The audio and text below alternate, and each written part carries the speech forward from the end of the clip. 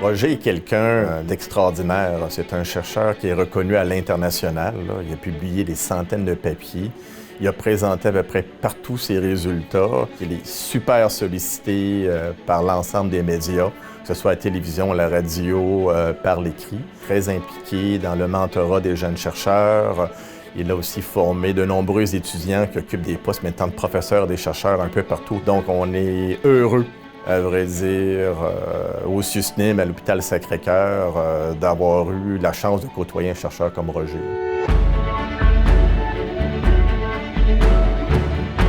Ce qui m'a attiré vers la recherche et l'enseignement, ça a commencé pendant que j'étais pensionnaire à l'école secondaire. J'avais lu un livre sur la psychologie et ça m'avait fasciné. Comment le cerveau et le comportement interagissent les uns avec les autres. J'ai eu la chair de poule que j'ai encore aujourd'hui, je pense, par rapport au sommeil. J'ai continué dans cette veine-là. Le sommeil est une fenêtre sur le cerveau. Le sommeil est un baromètre aussi. On se demande souvent le matin, puis as-tu bien dormi? Ça peut résumer en masse ce qui s'est pu se passer. J'étais réveillé souvent, j'ai eu froid, j'ai fait des cauchemars. Si notre santé n'est pas très bonne, puis on ne s'en rend pas compte tout de suite, on couvre une grippe. Ah, j'ai pas bien dormi, je pense que je couvre quelque chose. Donc, c'est un excellent baromètre, c'est une excellente fenêtre sur le cerveau. On peut analyser les ondes cérébrales. C'est une personne qui n'est pas en interaction avec l'environnement. Donc, à l'état pur, à l'état naturel, spontanément, comment ça se passe. Donc, on peut très bien comprendre ce qui est association. On peut même comprendre comment un apprentissage qu'on fait le jour avant, par exemple, va influencer nos ondes cérébrales pendant que l'on dort, de sorte qu'on va mieux s'en rappeler le lendemain, par exemple, ce qui est très bien démontré.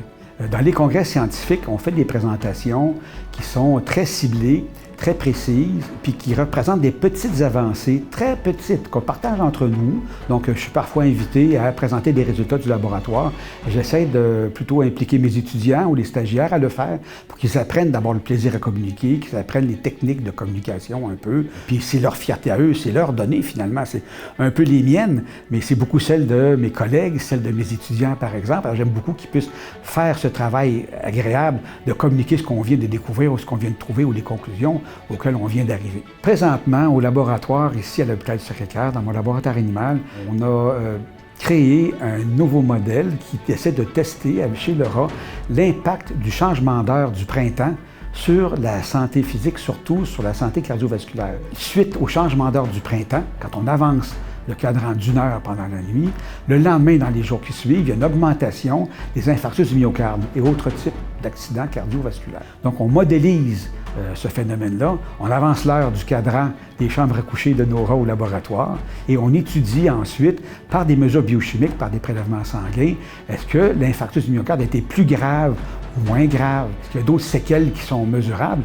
Puis on observe des résultats vraiment très intéressants dont je ferai part dans un article avec Guy Rousseau bientôt. Et ça va nous occuper pour quelques années encore, je pense. C'est une mine de recherche extraordinaire qui va bien expliquer qu'un seul petit changement d'1 heure de sommeil seulement peut avoir un effet important sur notre santé physique.